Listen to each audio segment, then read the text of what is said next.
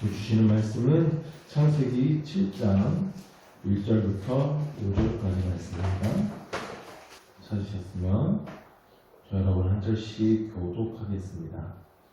여호와께서 노아에게 이르시되 너와 내 온 집은 방주로 들어가라. 이 세대에서 내가 내 앞에 의로움을 내가 보았습니다. 너는 모든 존재한 생명은 함수를 없이 그러나 무엇은 함수 글씨를 네개로 데려오며 공중의 새도 암수 7씩을 데려와 그 씨를 온 지면에 유전하게 하라. 지금부터 7년 내가 40주야를 땅에 기르려 내가 지은 모든 생물을 지면에서 쓸어버리리라. 다같이 노아가 여호와께서 자기에게 명하신 대로 다 준행하였다. 아멘. 노아는 방주를 지으라고 하는 하나님의 말씀을 듣고 120년 동안 신실하게 방주를 지었습니다. 다른 사람에게 이해받을 수 있는 일을 신실하게 하는 것은 그래도 좀 쉬워요. 누가 들어도 상식적이고 이성적이고 합리적인 일들 어렵지 않습니다. 그런데 어제도 살펴봤지만 노아가 지은 방주는 배 모양이 아니라고 했죠. 네모난 상자 모양입니다. 누구도 배를 그런 모양으로 만들지 않습니다. 그리고 배를 산 위에다가 짓는 사람은 없습니다. 이상한 모양의 방주를 120년 동안 산 위에다 짓는 노아를 어느 누구도 이해해주지 않죠. 다 조롱하고 비난했을 겁니다. 믿음이라고 하는 것이요, 때로 합리적이지 않을 수도 있어요. 눈에 보이지 않고 귀에 들리지 않고 손에 잡히지 않고 이해되지 않아도, 근데 그게 하나님의 명령이 분명하다면 순종하는 것이 믿음입니다. 오늘 말씀을 보면 노아는 처음부터 끝까지 이 신앙을 굳게 지켜나갔다는 것을 우리가 알 수 있습니다. 6장에서 노아를 가리켜서 의인이요 당대의 완전한 자가 하나님과 동행했다라고 했는데 7장 1절에서도 또다시 이 세대에서 내가 내 앞에 의로움을 보았다라고 말씀하세요. 이것은 방주가 다 지어진 다음에 평가입니다. 노아는 변함없는 모습으로 이 믿음을 지켜나갔습니다. 우리들도 이와 같이 이렇게 변함없는 신앙을 갖게 되기를 원합니다. 폭풍과 비바람이 치고 인생에 수많은 어려움이 생기고 위기가 올지라도 우리의 믿음이 변함없기를 바랍니다. 하나님은 노아를 향하여서 내가 너의 의로움을 보았다 라고 평가하십니다. 우리도 언젠가 하나님 앞에 서서 우리의 인생을 결산하게 될 때에 너는 내 앞에서 의로웠다 라고 평가받을 수 있게 되기를 원합니다. 하나님 앞에서 너는 의로웠다 라고 평가받는다면 그보다 더 영광스러운 일이 어디 있겠습니까? 어떻게 하면 노아처럼 너는 내 앞에서 의로웠다 라고 평가받을 수 있을까요? 오늘 노아의 방주 짓는 모습을 좀 더 자세히 살펴보면서 그 비밀을 조금 더 살펴보려고 합니다.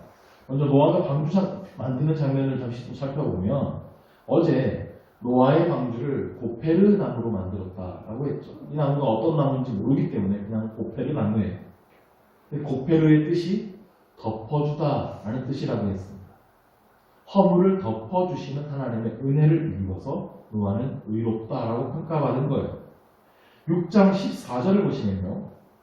고페르 나무로 방주를 만들 때 역청을 그 안팎에 칠하라고 말씀하셨어요.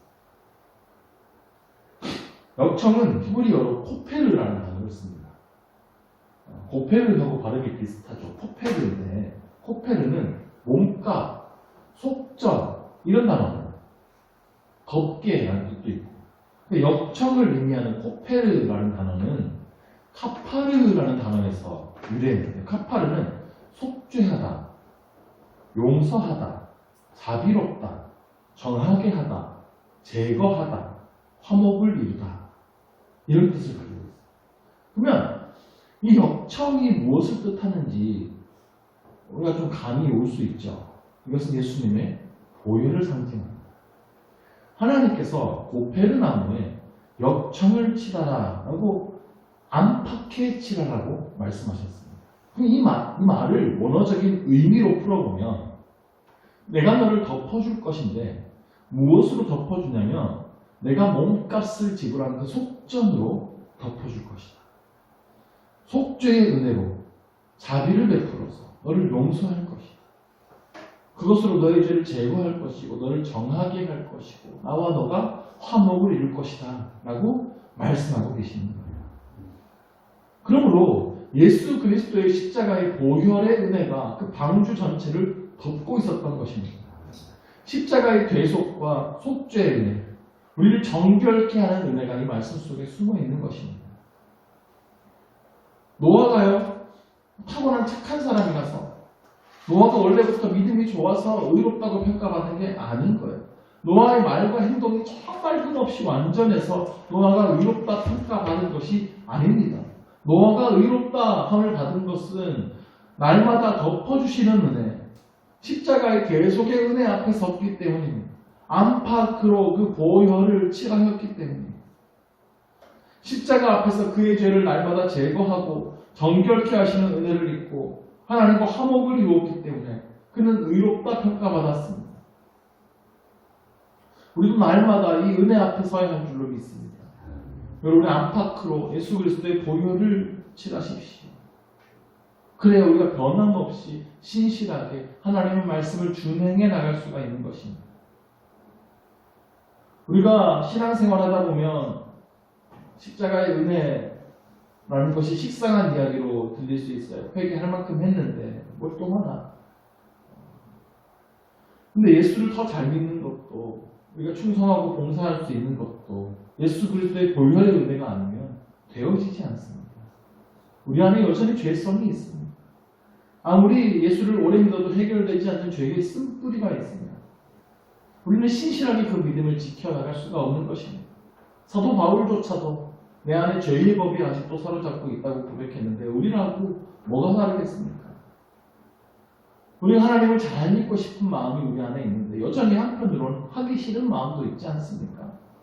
나만 일하는 것 같고 나만 손해보는 것 같고 그래서 어디서 누구한테 무슨 이야기를 들으면 그냥 화딱지라서 다 집어치우고 싶고 이런 여러 가지 갈등이 있잖아요. 우리도 선을 행하기 원하는 마음과 죄를 따르기 원하는 마음의 갈등 속에서 살아갑니다. 이 갈등을 무엇으로 해결할 수 있겠습니까? 오직 예수 그리스도의 보혈밖에는 없는 것입니다. 나를 위해 생명을 희생하신 그 십자가의 은혜 앞에 우리가 날마다 설 때에 우리는 세상의 어떠한 소리에도 불구하고 신실하게 그 길을 걸어갈 수 있게 되는 것입니다. 방주에 물이 새어들지 않도록 안팎으로 꼼꼼히 그 역청을 칠한 것처럼 예수 그리스도의 보혈을 우리의 마음과 삶 가운데 꼼꼼하게 칠해야 돼요. 우리 내면에 죄가 틈타지 않도록 끊임없이 꼼꼼하게 그 보혈을 칠해야 하는 것입니다. 나를 용서해 주시고 날마다 나의 죄를 제거해 주시고 정결하게 해주시는 은혜, 하나님과 화목하게 해주시는 은혜 앞으로 날마다 나아가시기를 바랍니다. 그때에 우리의 신앙의 성장이 이루어지게 됩니다. 예수님을 닮아가게 되는 거예요. 내 능력이 아니라 하나님의 능력으로 살아가게 되는 것입니다. 우리 모두에게는 여전히 이 보혈의 은혜가 필요합니다. 하나님의 은혜만을 의지하는 삶의 모습은 방주라는 단어에도 숨겨져 있어요. 방주라는 단어가 히브리어로 테바라는 단어인데요. 이게 상자라는 것이 네모난 상자예요. 그래서 방주는 네모난 상자 모양인 거예요. 근데 이 테바라는 단어가요. 노아의 방주 사건 이후에 또 한 번 등장하는 곳이 있는데 그게 출애굽기 2장이에요. 출애굽기 2장에는 아주 유명한 이야기가 나옵니다. 바로가 이스라엘 남자아이를 다 나일강에 던지라고 명령하죠. 그러자 요게벳이라는 여인이 모세를 낳습니다. 처음에는 숨겼는데 아이를 더 이상 숨길 수 없게 되자 뭘 만들죠?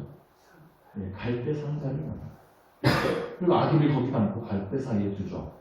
그 갈대 상자라고 할 때 그 상자가 테바. 그 갈대 상자에도 물이 새지 않도록 역청을 바랍니다. 역청을 받은 갈대 상자를 통해 모세가 그 물에 빠져 죽는 재앙에서 건짐을 받죠. 그래서 갈대 상자하고 방주는 같은 거예요. 창세기를 누가 썼죠? 모세가 썼죠. 모세 오경. 출애굽기는 누가 썼나? 모세가 썼어요. 자, 모세가 그 노아가 건짐받은 방주에다가 테바라는 단어를 쓰고 자신이 건짐받은 그 갈대 상자에다가 똑같은 테바를 썼어요. 그 모세가 그 둘을 같은 것이라고 인식했다는 뜻이죠. 그 두 개가 같은 거예요. 방주와 갈대 상자에는 공통점이 있습니다. 역청을 발랐다는 공통점이 있는데 또 한 가지 방향키가 없죠. 내가 가고 싶은 방향으로 갈 수가 없는 거예요. 의지대로 갈 수 없어요. 그냥 바람 부는 대로 물결 치는 대로 가는 겁니다. 임의로 빠르게 혹은 늦게 갈 수도 없어요. 오직 하나님의 인도하심에 모든 걸 맡겨야 됩니다. 그런데 하나님께서는 그 갈대 상자를 정확하게 바로의 딸이 발견하게 하셨어요. 방주도요, 정확하게 아라랏산에 머물게 하셨습니다. 하나님의 인도하심은 정확한 겁니다. 하나님의 계획은 완전합니다. 나의 지혜와 나의 계획은 틀릴 수 있지만 하나님의 계획에는 틀림이 없는 거예요. 우리가 우리 자신을 내가 주도해서만 살아가는 것 같지만 인생을 오래 살아본 분들하고 이야기하다 보면 내 인생 내가 산 적이 없이나 끌려다녔다고 다들 고백합니다. 인생의 여정 동안 회사에 의해서 끌려다니고 어떤 사람에 의해서 끌려다니고 별로 끌려다닌 것 외에는 아무것도 없다는 거예요. 그래서 인생 마칠 때 우리가 하는 말도 딱 허무하다라고 고백하게 되는 거예요. 우리가 오직 하나님만을 신뢰할 때에만 우리의 인생은 의미가 있다는 것을 믿어야 됩니다. 우리의 배를 운전하시는 분은 우리가 아니라 하나님이셔야 합니다. 그분을 믿고 순종하며 살아갈 때 우리를 향한 하나님의 완전하고 선하신 뜻이 이루어질 것입니다. 하나님께서 우리의 삶을 온전히 우리를 인도하시며 근심과 걱정이 우리를 우겨쌀지라도 우리는 쌓이지 아니할 것이고 답답한 일을 마주할지라도 답답하지 아니할 것입니다. 하나님께서 바다가 가로막고 있다면 홍해를 갈라주실 것이고 먹을 것이 없다면 만나를 주실 것이고 물이 없다면 바위에서 샘물이 솟아나게 하실 거예요. 이것이 은혜의 삶입니다. 여러분의 인생에 이러한 하나님의 간섭하심이 넘쳐나기를 원합니다. 우리의 직장 문제도 자녀 문제도 이웃 간의 문제도 하나님이 인도해 주시기를 바랍니다. 이것이 방주 안에 사는 그리스도인의 삶인 거예요. 노아는 하나님만을 온전히 의지했기 때문에 그의 삶의 운전대를 온전히 하나님께 내어드렸기 때문에 120년 동안 신실하게 방주를 만들 수 있었어요. 세상 사람들 따라가지 않고 오직 하나님의 말씀을 그대로 준행할 수 있었어요. 그의 안에 죄의 유혹이 요동치고 흔들릴 때도 있었겠지만 날마다 그의 안팎으로 보혈을 발랐기 때문에 끊임없이 용서해 주시고 정결케 해주신 하나님의 은혜 앞에 섰기 때문에 그 믿음의 길을 완주할 수 있었던 것입니다. 오늘도 우리를 정결케 해주시는 보혈의 은혜를 구하십시오. 하루하루 죄악을 이겨나가며 더욱 거룩해지며 하나님을 가까이 하며 하나님의 인도하심을 따라 살아갈 수 있는 우리의 삶이 되기를 간절히 축원합니다. 기도하겠습니다. 하나님 아버지, 우리에게는 여전히 주의 보혈의 은혜가 필요합니다. 우리를 덮어주시고 씻어주시고 정결케 해주시옵소서. 우리 안에 있는 죄악의 쓴 뿌리를 완전히 뽑아주시고 주님을 닮아가는 모습이 되게 하여 주옵소서. 거룩함을 이뤄가게 하여 주옵소서. 우리가 온전히 주님만을 의지하며 살아가기를 원합니다. 우리의 삶의 모든 부분을 주님 손에 맡겨드리니 우리를 주의 선한 길로 인도하여 주시옵소서. 주님께서 어디로 인도하시든지 우리를 결국 푸른 초장으로 인도하시는 주님을 믿고 따르게 하여 주옵소서. 순종하며 살게 하여 주옵소서. 우리에게 그 믿음을 허락하여 주시옵소서. 예수 그리스도의 이름으로 기도드립니다. 아멘. 하늘에 계신 우리 아버지의 이름을 거룩하게 하시며 아버지의 나라가 오게 하시며 아버지의 뜻이 하늘에서와 같이 땅에서도 이루어지게 하소서. 오늘 우리에게 영원한 양식을 주시고 우리가 우리에게 잘못한 사람을 용서하여 준 것 같이 우리 죄를 용서하여 주시고 시험에 빠지지 않게 하시고 악에서 구하소서. 나라와 권능과 영광이 영원히 아버지의 것입니다. 아멘.